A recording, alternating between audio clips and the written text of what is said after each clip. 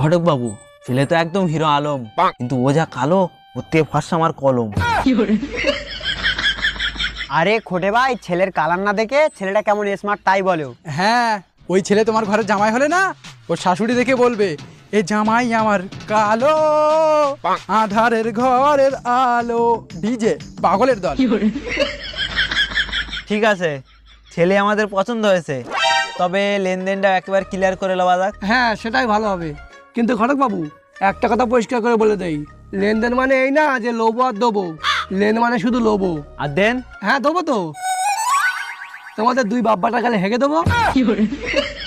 আরে খোটে চা, তুমি যা দেবে ও তো নষ্ট হবে না, ও সব কিছু তো তোমার মেয়েই ইউজ করবে। আব্বা, ছেলের আবার কি দিতে হবে? আরে বেশি কিচ্ছু না, কেলো চা যা লেবে লেবে, কিন্তু আমার আর আমার চাস্তবার এইটা লাগবে।